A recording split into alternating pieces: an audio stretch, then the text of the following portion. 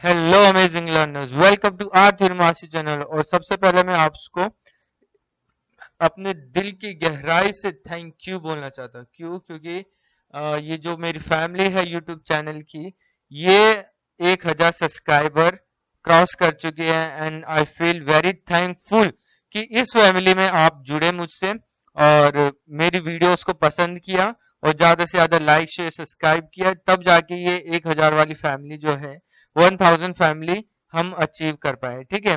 और मैं ऐसे ही जो है वीडियो बनाता रहूंगा। इस वीडियो को सच्ची बताऊं तो मैंने पब्लिश किया था 29 जुलाई 2020 को। ये सारी वीडियो पब्लिश करी थी, एक ही दिन में पब्लिश करी थी, है ना। कौन सी वीडियो? तो नेट विजुअल वाली करी थी, है ना, विजुअल नेट सीरीज वाली जो थी, है ना। पूरे नेट के 2012 से 19 तक के जो पेपर थे उसको मैंने इस डेट को ना अपलोड कर दिया था। और ये डेट मेरे लिए इतनी इंपॉर्टेंट है क्योंकि इस समय इस टाइम को मेरा बर्थडे था। ठीक है। तो इससे पहले 2-3 महीने लगाकर एडिटिंग रिकॉर्डिंग, मतलब एक वीडियो 1-1 घंटे की और 80 वीडियो रिकॉर्ड, तो इतना सब कुछ यानी था। तो सब कुछ चैलेंजिंग था, बट इसको मैंने कंप्लीट करके 29 जुलाई 2020 को मैंने अपलोड करी। ठीक है। और ये सब कुछ करना मेरे लिए इतना फायदेमंद रहा। जब 5 नवंबर 2020 को पेपर हुआ था, तो मेरा फर्स्ट ही अटेम्प्ट था नेट का, जिसमें आई क्लियर माई JRF। ठीक है। जिसके लिए मैं सच्ची में बोलता हूँ कि मेहनत करते रहना चाहिए। ठीक है। ज्यादा से ज्यादा मेहनत करोगे मिलेगा आपको फल। ठीक है। बट ये जो 1,000 वाली फैमिली है, ये 1 साल के मतलब 4 अक्टूबर को जो है ये 1,000 वाली फैमिली हमारी यूट्यूब पर कंप्लीट हुई। ठीक है। आगे तो यानी टारगेट लाख तक भी पहुंचाना है, बट उसके लिए जो हमारे एग्जाम्स वगैरह उससे थोड़ा सा बाहर निकलना पड़ेगा, लोगों को एंटरटेन करना पड़ेगा। ये थोड़ा सा एजुकेशनल प्लेटफॉर्म है। ठीक है। तो वो सारी चीजें चलेगी। ठीक है। आज की वीडियो वैसे बेसिकली होना यह है आपका, और मैंने आपको कॉल करके भी पूछा था कि आपको किस यानी टॉपिक पे नेक्स्ट वीडियो चाहिए, तो सभी का जो एक आंसर था कि हमें इंडियन आर्टिस्ट जो ग्रुप है, भारतीय कलाकार जो समूह है, ठीक है, उसके बारे में वीडियो चाहिए। ठीक है। तो आर्ट ग्रुप इन इंडिया, इसके ऊपर अब वीडियो स्टार्ट होने वाली है। Art group in India.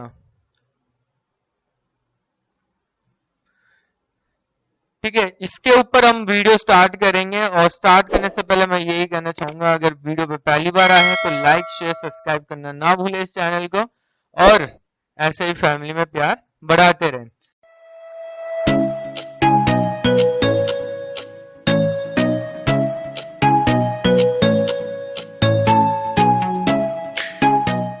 ठीक है। तो देखिएगा, सबसे पहले हम बात करते हैं कि हम जब आर्ट ग्रुप की बात करते हैं वो भी इंडिया में, ठीक है, तो उससे पहले आपको पता ही है आर्ट ग्रुप की जो स्थापना है या कुछ भी है, उन्होंने अगर कोई स्टार्ट कर रहा है तो उन्होंने कहीं से फॉर्मल ट्रेनिंग ली होगी आर्ट की, है ना, आर्ट एजुकेशन की, चाहे वो कॉलेज से स्कूल से कहीं से भी तो ली होगी ना।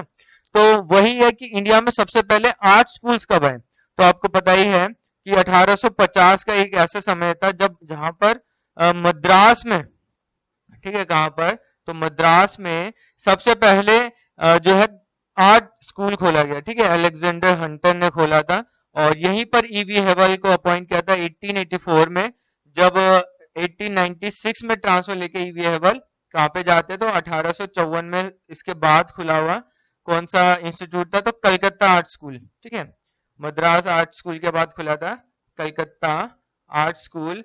तो इस स्कूल के अंदर आपको बताइए ईवी हेवल जब ट्रांसफर लेके आता है 1896 करीब में, 1896 में, तब वो ईवी हेवल के साथ मिलकर पूरे बंगाल को रिवाइवलिज्म करते हैं ना, जो मुगल अजंता वगैरह पे जो लोग दूसरे यानी भाग रहे थे दूसरों की तरफ, है ना, वेस्टर्न की तरफ भाग रहे थे, उनकी कॉपी कराते हैं, तो उसको अपने इंडियन पैटर्न में लेके आना, तो यहीं से रिवाइवलिज्म हुआ। तो 1850-54 और 1857, ठीक है, इस समय ना दो आर्ट कॉलेज खुले थे। एक तो मुंबई में खुला था आपका, ठीक है, जिसको मतलब जमशेदजी टाटा जो थे वो अपने अंशदान, है ना, जो उन्होंने दान दिया, चैरिटी वगैरह की, तब जाके वो मुंबई के अंदर जे स्कूल ऑफ आर्ट खुल पाया था, है ना, जमशेदजी टाटा के द्वारा।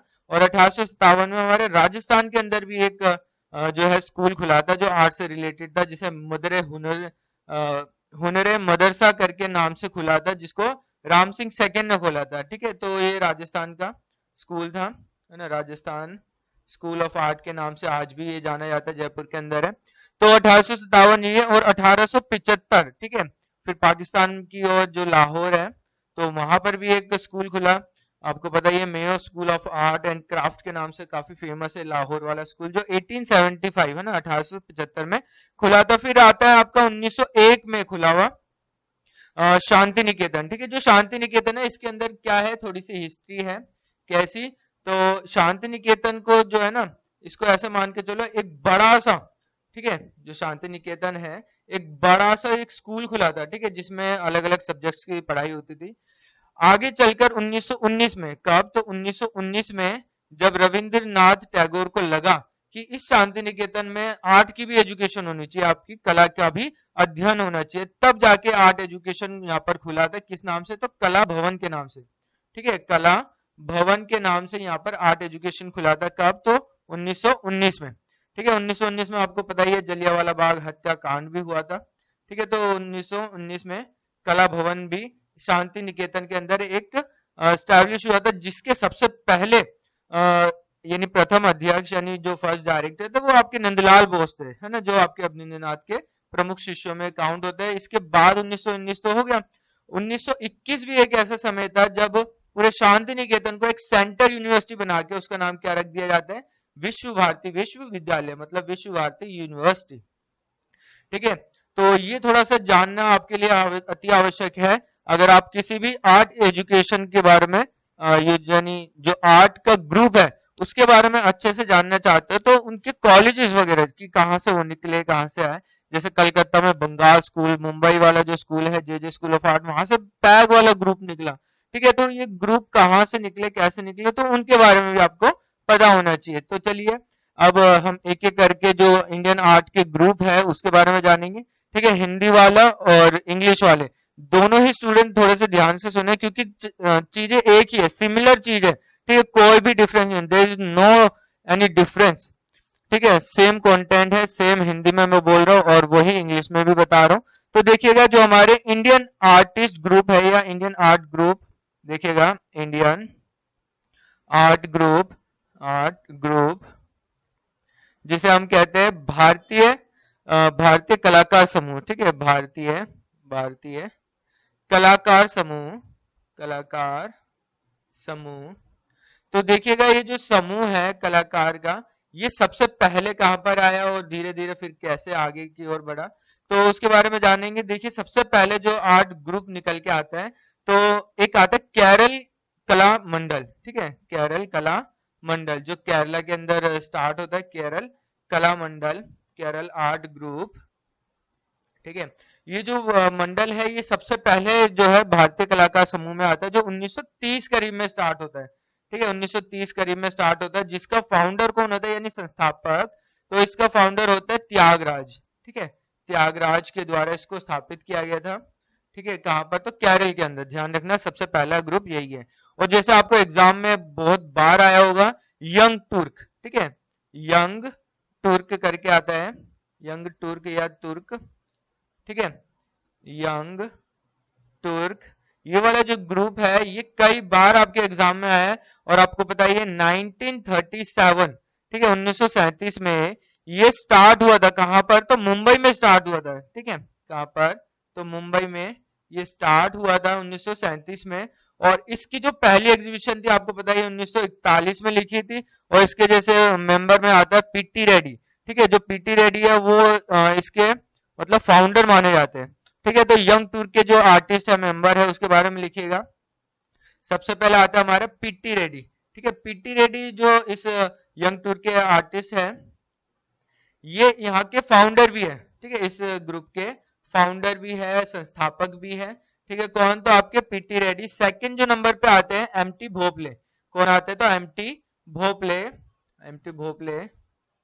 थर्ड पे देखिएगा आते ए मजीद, थर्ड पे कौन आएगा? तो ए मजीद। देखिएगा फोर्थ पे कौन आता है? तो एम वाई कुलकर्णी, ठीक है। मैं सारे नाम लिखवाऊंगा जो भी आर्टिस्ट के ग्रुप है। देखिएगा फिफ्थ पे आएगा सी बप्तिस्ता, ठीक है, इंग्लिश और हिंदी दोनों सेम है, कुछ भी डिफरेंस नहीं है। ठीक है, चीजों को अच्छे से समझिएगा। देखिए लास्ट है हमारा ई मोगुल। कौन? तो ई मोगुल। ठीक है, ये हमारे यंग टूर के आर्टिस्ट हो गए। जो पीटी रेड्डी है सबसे फेमस है क्योंकि ये फाउंडर है, और इसकी पहली एग्जीबिशन यंग टूर की लगी थी 1941 मुंबई के अंदर। ठीक है, इसके बाद आता है हमारा जो नेक्स्ट आर्ट ग्रुप आता है, आर्टिस्ट वाला ग्रुप कौन सा आता है, तो लिखिएगा थर्ड आर्ट ग्रुप आता है कलकत्ता। ठीक है, कलकत्ता आर्ट ग्रुप। ठीक है, कलकत्ता ग्रुप। और ये जो कलकत्ता ग्रुप है ना, ये मानववादी ग्रुप भी कहा जाता है, और इसको ग्रुप 43 भी कहा जाता है। किस नाम से? तो ग्रुप 43। ठीक है, हिंदी में ग्रुप को ग्रुप बोला गया और कलकत्ता को कलकत्ता ही। देख देख कुछ भी डिफरेंस नहीं ज्यादा भी। ठीक है, तो देखिए कलकत्ता ग्रुप जिसे ग्रुप 43 भी कहा जाता है, इसे मानवतावादी ग्रुप भी कहा जाता है, जो ये फाउंड होता है कब? तो 1943 में कलकत्ता के अंदर ही, है ना। देखिएगा इसमें ना करीब 8 आर्टिस्टों ने मिलकर इसको स्टैब्लिश किया था, जिसमें सबसे मेन आते हैं आपके प्रदोष दास गुप्ता।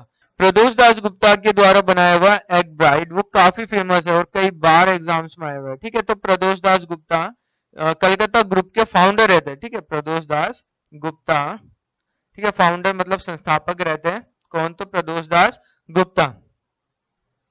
सेकंड नंबर पे आता है हमारा निरोध मजुमदार। कौन? तो निरोध निरोध मजुमदार। मजुमदार निरोध मजुमदार। थर्ड पे लिखिएगा गोपाल घोष। गोपाल घोष घोष। फोर्थ पे देखिएगा हेमंत मिश्र। हेमंत हेमंत मिश्र।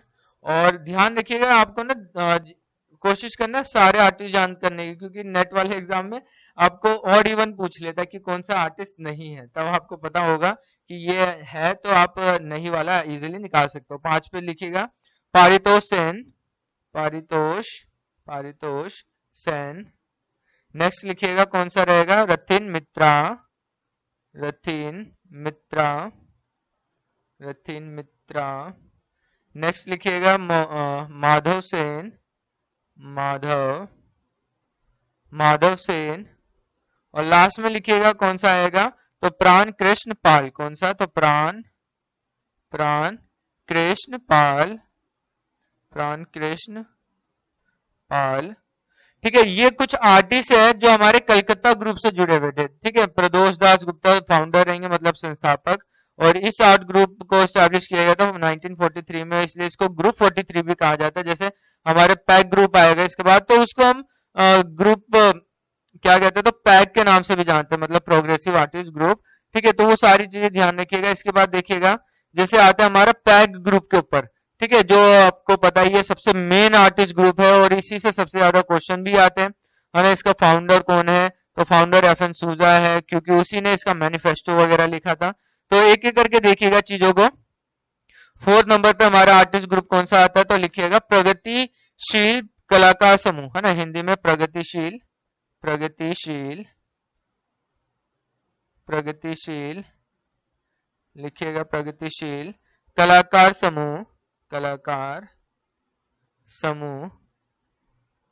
प्रगतिशील कलाकार समूह को इंग्लिश में क्या कहा जाता है? तो प्रोग्रेसिव आर्टिस्ट ग्रुप, है ना, शॉर्ट में पैग भी कहा जाता है। Progressive progressive artist group. ठीक है, प्रोग्रेसिव आर्टिस्ट ग्रुप। और इसी को हम शॉर्ट में क्या कह देते हैं? तो पैग कह देते हैं, पैग। और कई बार पैग जो है नाम आया हुआ है, चाहे डीएसएसबी का एग्जाम हो, कोई सा भी हो। ठीक है, इसको फाउंड किया गया था मुंबई में 1947 में। ज्यादातर इसके आर्टिस्ट आपके जेजे स्कूल ऑफ आर्ट के थे, है ना। यंग टूर के आपके ज्यादातर artist JJ school of art के थे। ठीक है, तो आप समझिए कि पहले आपके आर्ट कॉलेज को आप अच्छे से पढ़ोगे, तभी आप इसको अच्छे से स्टडी करोगे, तो आप इंटरलिंक कर सकते हो कि कौन सा ग्रुप कहाँ पे आया और कैसे आया। जैसे इसको फाउंड किसने किया था? तो एफएन सूजा, जो जेजे स्कूल से निकाल दिए गए थे, है ना। तो देखिएगा 1947 में जो 1947 में प्रगतिशील कलाकार समूह मतलब प्रोग्रेसिव आर्टिस्ट ग्रुप स्टैब्लिश हुआ मुंबई में। इसके फाउंडर यानी माने जाते हैं कौन? तो एफएन सूजा। ठीक है, कौन? तो एफएन सूजा, जिन्होंने इसका मैनिफेस्टो भी लिखा था, और जो एग्जीबिशंस वगैरह हुई थी उसमें भी जो है कैटलॉग डिजाइन किया था।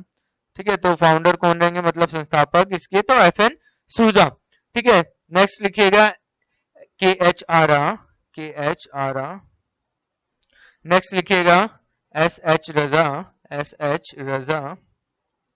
ठीक है, नेक्स्ट लिखिएगा एम एफ हुसैन, जो सबसे मेन आर्टिस्ट निकल के आता है। ठीक है, एम एफ हुसैन, हुसैन। और सबको एकजुट वही रखता है, एफ एन सूजा, ध्यान रखना। पांचवा है एच ए गाडे,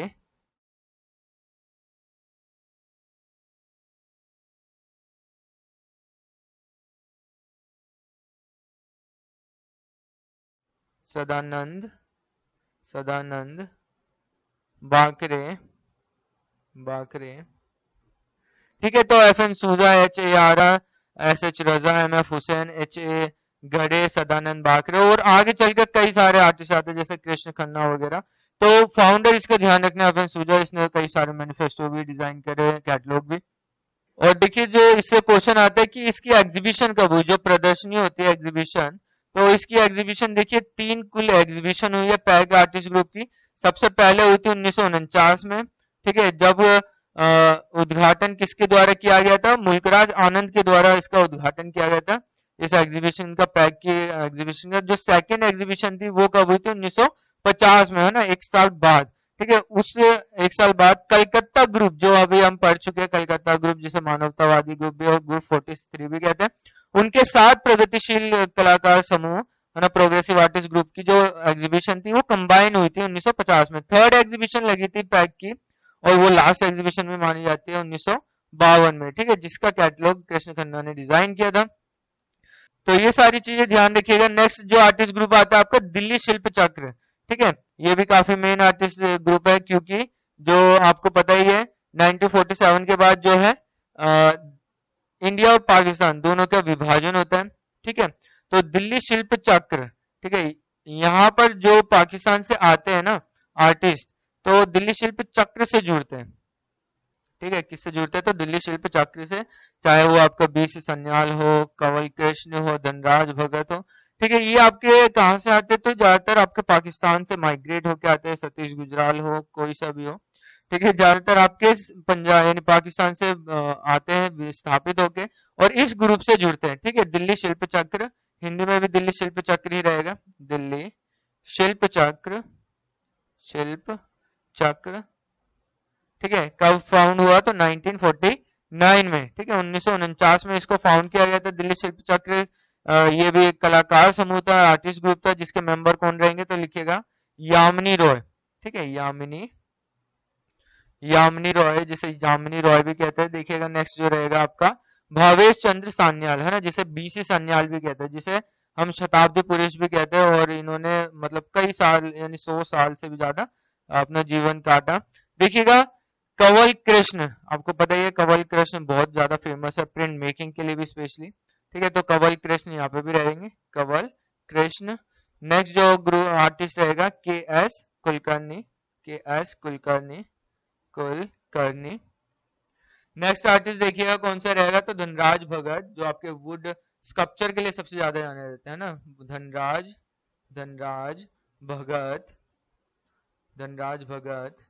ठीक है, नेक्स्ट देखिएगा जो आर्टिस्ट रहेगा प्राणनाथ मांगू। ये प्राणनाथ मांगू काफी इंपॉर्टेंट रहेगा, क्योंकि इसकी जो जलियांवाला बाग वाली जो पेंटिंग है वो काफी मेन है ना। तो देखिएगा प्राणनाथ मांगू। सेवंथ पे देखिएगा कौन आता है, तो जया अप्पा स्वामी। कौन, तो देखिएगा जया, जया अप्पा स्वामी, जया अप्पा स्वामी।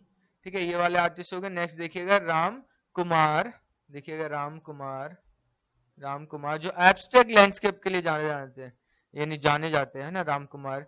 तो देखिएगा नेक्स्ट है सतीश गुजराल, जो आपके गूंगे बहरे कलाकार रहेंगे, है ना, सतीश गुजराल, गुजराल। देखिए हिंदी इंग्लिश में कुछ भी डिफरेंस नहीं, आपको समझ में आ ही रहा होगा सारी चीजें। और देखिएगा नेक्स्ट लिखिएगा रामेश्वर बूटा। ठीक है, ये भी काफी फेमस आर्टिस्ट है, तो लिखिएगा रामेश्वर, रामेश्वर बूटा, रामेश्वर बूटा। ठीक है, तो ये कुछ आर्टिस्ट है दिल्ली शिल्प चक्र का, जो मतलब ज्यादातर आर्टिस्ट, चाहे आपके बीसी सन्याल, कंवल कृष्ण, धनराज भगत, आपके सतीश गुजराल, है ना, तो ये ज्यादातर आपके विस्थापित होके आए थे। कहाँ से, तो लाहौर के कोई मेयो स्कूल से आ रहा है, कोई कहाँ से आ रहा है। ठीक है, तो वहां से जब डिवाइड हो रहा था हिंदुस्तान पाकिस्तान, तो आपके इंडिया में जो आते ज्यादातर आर्टिस्ट दिल्ली शिल्प चक्र वाले ग्रुप से जुड़ते हैं। ठीक है, जिससे इनको थोड़ा सा अच्छा लगता है, ठीक है, क्योंकि एक जगह से दूसरी जगह जाना और बहुत सारा जो है डिफिकल्टी फेस करना पड़ता है। नेक्स्ट आर्टिस्ट ग्रुप देखिएगा बॉम्बे ग्रुप, ठीक है, छठा नंबर पे कौन है तो बॉम्बे ग्रुप, देखिएगा बॉम्बे ग्रुप, बॉम्बे ग्रुप, ठीक है। जो बॉम्बे ग्रुप है इसको इंग्लिश में भी हिंदी में दोनों में ही बॉम्बे ग्रुप कहते हैं। जो 1957 है ना, 1957 में मुंबई के अंदर खुला, ठीक है, मुंबई के अंदर खुला, नहीं बना, क्योंकि आर्टिस्ट बना रहे सारे ग्रुप को। तो देखिएगा इसके जो मेंबर रहेंगे तो आपको पता ही है, जो के हैबर है जो इसका नेता कहा जाता है, ठीक है, एक बार क्वेश्चन भी आया हुआ था कि बॉम्बे ग्रुप का नेता कौन है, तो के हैबर, ठीक है। तो के हैबर जो रहेंगे इस ग्रुप के नेता भी रहेंगे और फाउंडर भी रहेंगे, ठीक है। फाउंडर कौन, तो के हैबर, जिसके सशक्त रेखांकन के लिए ज्यादा जाने जाते हैं। तो देखिएगा नेक्स्ट है S B Chavda, S B Chavda, S B Chavda. Next देखिएगा आर्टिस्ट कौन है, तो D G Kulkarni, D G Kulkarni, Kulkarni, D G Kulkarni. Next artist देखिएगा कौन सा आएगा, मोहन सामंत, मोहन सामंत, सामंत। नेक्स्ट आर्टिस्ट देखिएगा कौन सा आएगा, तो बाबूराव सावलेकर, बाबूराव, बाबूराव सावलेकर, सावलेकर, ठीक है। तो कुछ ऐसे याद करने की कोशिश करना। देखिएगा नेक्स्ट आर्टिस्ट कौन सा रहेगा, S B Palsikar, S B Palsikar, Palsikar. Next artist देखिएगा हरिकृष्ण लाल, हरिकिशन लाल, हरिकृष्ण या किशन लाल, ठीक है। नेक्स्ट आर्टिस्ट देखिएगा कौन सा रहेगा, अकबर पदम सिंह, ठीक है, अकबर, अकबर पदम सिंह, पदम सिंह। नेक्स्ट आर्टिस्ट देखिएगा कौन सा रहेगा, जहांगीर साबारवाल, जहांगीर, जहांगीर साबारवाल। वो सारे ही कंटेम्प्रेरी आर्टिस्ट है ज्यादातर, देखिएगा जहांगीर साबारवाल, साबारवाल। नेक्स्ट आर्टिस्ट देखिएगा तैयब मेहता, है ना, जो डायगोनल सीरीज वगैरह के लिए ज्यादा फेमस है ना। तो देखिएगा तैयब मेहता, ठीक है। तो ये कुछ आर्टिस्ट है जो बॉम्बे ग्रुप से जुड़े थे। फाउंडर इसके के अकबर रहेंगे 1957, मतलब 1957 में ये मुंबई में स्टैब्लिश हुआ था ये ग्रुप। इसके बाद देखिएगा नेक्स्ट ग्रुप आता है ग्रुप 1890, ठीक है। जो ग्रुप 1890 यहाँ पर थोड़ा सा ट्विस्ट आता है, लोग थोड़े से कंफ्यूज हो जाते हैं, क्योंकि ग्रुप का नाम ही आपको थोड़ा सा अटपटा लगेगा और आपको लगेगा कि ये जो ग्रुप है ग्रुप 89, ग्रुप 1890, है ना, ग्रुप 1890, हिंदी में भी ग्रुप 1890 ही कहते हैं। तो ये आपका जे पांड्या थे, है ना, ग्रुप के मेंबर थे, उनके घर पे भावनगर गुजरात में ये ग्रुप बना था, ठीक है। बट जो है ऑफिशियली जो है इसका न्यू दिल्ली माना जाता है, ध्यान रखिएगा, न्यू दिल्ली, ठीक है। मीटिंग वगैरह वहां पे हुई थी, इसलिए इस ग्रुप का नाम जे पांड्या के घर के नाम से रख दिया गया था, ठीक है। जे पांड्या के घर का नाम कुछ ऐसा ही था भावनगर में 1890, तो उसी के हिसाब से रख दिया गया। बट ये फाउंड 1890 में हुआ था, ये फाउंड हुआ था 1963 में, ठीक है, 1963 में स्टार्ट हुआ था ये, ठीक है। देखिएगा ग्रुप 1890 जो रहेगा आपका न्यू दिल्ली में स्टैब्लिश रहेगा, और इसके जो फाउंडर रहेंगे वो आपके जगदीश स्वामीनाथन रहेंगे, जिसे हम जे स्वामीनाथन भी कहते हैं।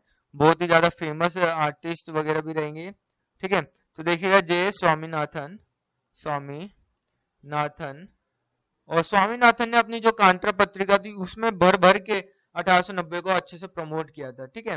नेक्स्ट आर्टिस्ट, और ये फाउंडर भी रहेंगे जे स्वामीनाथन, ठीक है, फाउंडर मतलब संस्थापक भी रहेंगे इस कला ग्रुप के, ठीक है। देखिएगा नेक्स्ट आर्टिस्ट आते हैं Jairam Patel, Jairam, Jairam Patel, Patel. Next artist group देखिएगा, नेक्स्ट आर्टिस्ट देखिएगा राजेश मेहरा, ठीक है, कौन रहेंगे तो देखिएगा राजेश मेहरा, मेहरा। नेक्स्ट देखिएगा आर्टिस्ट कौन सा रहेगा, के अंबादास, के अंबादास, अंबादास। नेक्स्ट आर्टिस्ट देखिएगा गुलाम मोहम्मद शेख, जिसे हम जीएम शेख भी कहते हैं शॉर्ट में, है ना, जीएम शेख, शेख, गुलाम मोहम्मद शेख। के बाद देखिएगा नेक्स्ट है आपका Eric Bowen, Eric Bowen. Next देखिएगा कौन सा आर्टिस्ट आता है आपका हिम्मत शाह, ठीक है। जैसे हिम्मत शाह का जन्म लोथल गुजरात में होता है, बताइए हमारे कंवल कृष्ण का जन्म कौन से सिंधु सभ्यता के स्थल पे होता है? ठीक है, कमेंट सेक्शन में जरूर लिखिएगा। नेक्स्ट देखिएगा, हिम्मत शाह के बाद जो इस ग्रुप में है ज्योति भट्ट। ठीक है, ज्योति भट्ट आपको पता ही है फीमेल की जगह मेल आर्टिस्ट रहेंगे। ठीक है, और स्पेशली प्रिंट मेकर। ठीक है, तो देखिएगा ज्योति भट्ट, ज्योति भट्ट के बाद देखिएगा एम रंगप्पा नायडू। ठीक है, एम रंगप्पा, रंगप्पा, एम रंगप्पा नायडू। ठीक है, इसके बाद देखिएगा नेक्स्ट आर्टिस्ट जो रहेगा आपका राघव कनेरिया। ठीक है, राघव कनेरिया के भी काफी आर्टिस्ट यानी आर्ट वर्क काफी फेमस है। तो देखिएगा राघव, राघव कन्हेरिया, कन्हेरिया। नेक्स्ट आर्टिस्ट देखिएगा आपका एस जी निगम, एस जी निगम जो आपके 1890 से जुड़े हुए हैं, एस जी निगम। नेक्स्ट आर्टिस्ट देखिएगा बालकृष्ण पटेल, बालकृष्ण पटेल, बालकृष्ण पटेल। ठीक है, ये कुछ आपके आर्टिस्ट रहेंगे किसके, तो 1890 के, है ना। जे स्वामीनाथन इसके फाउंडर रहेंगे। ठीक है, तो मेरे को कमेंट सेक्शन में जरूर बताना कि जो जे स्वामीनाथन है उसका जो हाथ है यानी डायरेक्टर वगैरह रहे थे, कहाँ के रहे थे, है ना, भारत भवन के रहे थे या भारत कला भवन के रहे थे। ठीक है, मेरे को कमेंट सेक्शन में जरूर बताना। इसके बाद देखिएगा 1890 के बाद जो ग्रुप आते हैं आपके, कौन सा, तो चोलामंडल। ठीक है, तो देखिएगा चोलामंडल जो रहेगा आपका ग्रुप, केसीएस पन्नीकर ने इसको एस्टैब्लिश किया था, तो लिखेगा 8वां। मद्रास का जो चोलामंडल ग्रुप रहेगा तो लिखेगा मद्रास चोलामंडल। ठीक है, इसको सिर्फ चोलामंडल भी जो है नाम से फेमस है। ठीक है, हिंदी इंग्लिश में कोई भी डिफरेंस नहीं है, तो लिखिएगा चोलामंडल, जो 1966 में स्टार्ट हुआ था। ठीक है, 1966 में केसीएस पन्नीकर जो उस समय मद्रास कला विद्यालय के यानी आर्ट यूनिवर्सिटी के प्रोफेसर थे, प्रिंसिपल थे। ठीक है, तो देखिएगा जो केसीएस पन्नीकर होंगे वही सबसे मेन आर्टिस्ट निकल के आएंगे। तो देखिएगा केसीएस पन्नीकर, और इनके पीछे यही था। ठीक है, मेन रीजन यही था कि आर्टिस्ट को एक मतलब खुला स्पेस मिले, है ना। तो वो गांव वाला जो है उससे ज्यादा खुला स्पेस कहाँ मिलेगा। ठीक है, वो बहुत शानदार जगह पे ये बनाया था केसीएस पन्नीकर ने। ठीक है, आज भी वर्तमान में भी काफी काम होता है वहां पे। तो देखिएगा केसीएस पन्नीकर फाउंडर रहेंगे, है ना। अदर आर्टिस्ट में देखिएगा राजन। नेक्स्ट आर्टिस्ट देखिएगा वासुदेव, वासुदेव।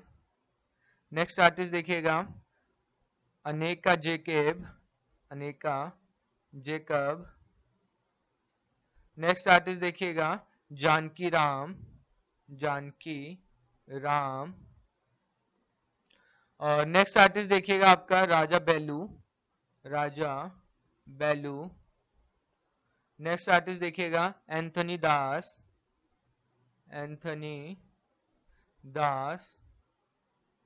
और नेक्स्ट देखिएगा विश्वनाथ आनंद, यानी विश्वनाथ आनंद तो आपका चेस प्लेयर है, बट ये मद्रास चोला मंडल के एक आर्टिस्ट है विश्वनाथ। ठीक है, वो ध्यान रखना, विश्वनाथ, विश्वनाथ। देखिएगा नेक्स्ट आर्टिस्ट है आपका अनुस्वामी, अनुस्वामी, स्वामी। इसके बाद देखिएगा जो नेक्स्ट आर्टिस्ट है नंद गोपाल। ठीक है, जो नंदा गोपाल है ये आपके केसीएस पन्नीकर का पुत्र है ना, नंदा गोपाल। ठीक है, केसीएस पन्नीकर का ही ये पुत्र है। अब मेरे को कमेंट सेक्शन में बताइएगा कि जो रांझा है यानी किसी का पुत्र है वो किसका पुत्र रहेगा रांझा। ठीक है, मैं पहाड़ी शैली की बात कर रहा हूँ जिसमें आपका एक बहुत ही फेमस आर्टिस्ट है उसका लड़का है रांझा। ठीक है, तो जैसे केसीएस पन्नीकर का सन जो है नंदा गोपाल है ना। रांझा किसका सन है जो पहाड़ी शैली में सबसे मेन आर्टिस्ट आता है। ठीक है, मेरे को कमेंट सेक्शन में बताना। और ये सारी चीजें ध्यान रखना। ये आपका कला मंडल यानी चोला मंडल जो मद्रास के अंदर यानी चेन्नई के अंदर जो स्थित था, है ना, एक आर्टिस्ट विलेज, जहां पर आर्टिस्ट विलेज के अंदर काम करता था, खुले विचार रखता था और अपने आर्ट वर्क्स को और ज्यादा डेवलपमेंट करता था। ठीक है, तो इसके मद्रास चोला मंडल 1966 में आता है केसीएस पन्नीकर के बाद। तो इसके बाद आता है 9वें नंबर पे लिखिएगा कलाव्रत। ठीक है, कलाव्रत, कलाव्रत। ये जो कलाव्रत वाला आर्टिस्ट ग्रुप रहेगा कलाव्रत। ठीक है, ये जो आर्टिस्ट ग्रुप है आपका कलाव्रत का, ये जयपुर की तरफ आपका फॉर्म हुआ, बना जयपुर में बना कब, तो 1970 करीब में। ठीक है, 1970 करीब में आपके जयपुर में बना। कई सारे आर्टिस्ट है, ज्यादातर आपके शर्मा ही है, बट जो आपके मेन सदस्य थे उन्होंने यहाँ पर यानी सारे सदस्यों ने मिलकर एक पत्रिका, एक मैगजीन को लॉन्च किया था, ठीक है, जिसका नाम था कलाव्रत मैगजीन, है ना। कलाव्रत मैगजीन को यहीं से जो सदस्य थे, मेंबर थे, उन्होंने लॉन्च किया था, ठीक है, पत्रिका यानी मैगजीन को, ठीक है, जो कलाव्रत होगा। इसके बाद देखिएगा ग्रुप 8 आता है, ठीक है, कौन, तो ग्रुप ग्रुप 8 या ग्रुप 8, ठीक है, ग्रुप 8। ये जो ग्रुप 8 रहेगा ये आपका 1967 है ना, 1967 में स्टार्ट होता है, कहां पर, तो नई दिल्ली में। और ये आपकी जो आदत है ना, प्रिंट मेकर से रिलेटेड रहता है, ठीक है। ग्रुप 8 के मेन आर्टिस्टों में देखिएगा कौन कौन से रहते हैं, तो जगमोहन चोपड़ा जो इस कला ग्रुप के मेन फाउंडर रहेंगे, है ना, कौन, तो जगमोहन चोपड़ा, जगमोहन चोपड़ा या चोपड़ा एक ही चीज है, ठीक है।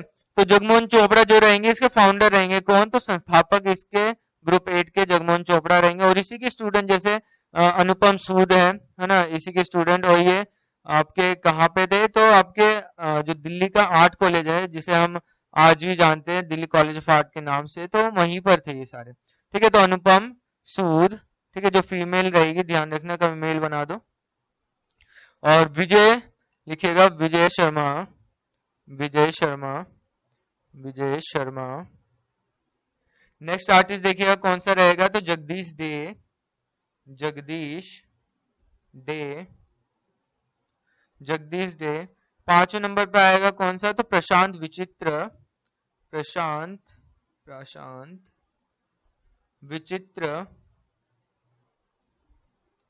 ठीक है। मेरी राइटिंग पसंद ना है तो कोई दिक्कत नहीं, बट डिसलाइक मत करना, इतनी मेहनत करता हूं। देखिए देखिएगा नेक्स्ट आर्टिस्ट है योग शक्ति चोपड़ा, कौन रहेगा, तो योग शक्ति, योग शक्ति चोपड़ा, ठीक है। नेक्स्ट आर्टिस्ट देखिएगा इस ग्रुप का, ग्रुप 8 का, और मेनली ये प्रिंट मेकिंग पर ही डिपेंड था, है ना, यानी जो प्रिंट मेकिंग का डेवलपमेंट था उसी रिलेटेड ये सारी चीजें यानी ग्रुप 8 को बनाया गया था जगमोहन चोपड़ा के द्वारा, ध्यान रखिएगा। नेक्स्ट आर्टिस्ट है लक्ष्मी दत्ता, लक्ष्मी दत्ता, ठीक है। नेक्स्ट आर्टिस्ट जो रहेगा जीवन अदालजा, जीवन अदालजा, ठीक है। तो ये कुछ आर्टिस्ट रहेंगे ग्रुप 8 के। और आपके ये सारे जो मेन मेन ग्रुप आर्टिस्ट है, ठीक है, वो सारा हो गया, ठीक है। जितना भी इंपॉर्टेंट था मैंने सारा आपको यहाँ पे बता दिया। आप सभी के लिए एक सरप्राइज भी मैंने इस वीडियो में यानी लास्ट में ऐड किया था। जैसे कि आपको सभी को पता है 30 नवंबर 2021 को आपका जो टीजीटी वाला एग्जाम है डीएसएसबी का, ठीक है, वो होने वाला है, ठीक है। टीजीटी के बैच मेरे पास ऑलरेडी चल रहे थे, हिंदी इंग्लिश दोनों करवा दिए मैंने, बट मैं आपके लिए भी एक स्पेशल ऑफर लेके आया हूँ, स्पेशल क्लासेस, ठीक है। तो मैं आपके लिए क्या लेके आया हूँ, अगर आप मेरे साथ जुड़ोगे, ठीक है, तो मैं बहुत ही मिनिमम अमाउंट में आपको अपने साथ जोड़ लूंगा। और देखिए डेली क्लास चलेगी अभी, ठीक है, डेली क्लास चलेगी जब तक डीएसएसबी का पेपर नहीं होता ना, डेली क्लासेस रहेगी, ठीक है, आपकी डेली क्लासेस रहेगी 29 तक की, ठीक है। 29 के बाद 30 नवंबर को पेपर ही है, ठीक है। तो 29 नवंबर तक आपकी क्लास चलेगी डेली, ठीक है, रोजाना क्लास चलेगी। कभी कभी नया आपका टेस्ट भी लिया जाएगा बीच बीच में, ठीक है। आपको पूरे सिलेबस के जो रहेगा ना, हमारा पूरा इंडियन जो सिलेबस है, मेनली इंडियन ही आता है, बाकी कुछ वेस्टर्न भी आता है, तो सभी की आपको नोट्स मिल जाएंगे, ठीक है। जितने भी आपके सिलेबस है उसके सारे नोट्स मिल जाएंगे। प्लस नोट्स के साथ साथ अगर आप नोट्स पढ़ने में इंटरेस्टेड नहीं हो, रिकॉर्डेड वीडियो मिल जाएगी, रिकॉर्डेड लेक्चर्स मिल जाएंगे सारे, ठीक है। रिकॉर्डेड वीडियोस यानी लेक्चर के फॉर्म में आपको वो पूरा प्रोवाइड करा दिया जाएगा मेरी तरफ से, ठीक है। प्लस आपको जो प्रीवियस ईयर के जितने भी डीएसएसबी के एग्जाम्स हैं, ठीक है, जैसे 2021 में करीब 3 एग्जाम हो गए, है ना, पीजीटी मेल फीमेल और पीजीटी ग्राफिक्स, ठीक है, 3 तो आपके पास हो रखे हैं, वो तीनों पेपर है, ठीक है। और एनवीएस केवीएस यूपी यूपी सारे पेपर है मेरे पास, तो उसको भी मैं सॉल्व कराऊंगा, है ना, यानी आपको पहले दे दूंगा, पहले आप खुद करिएगा जितना हो सके अच्छे से, ठीक है।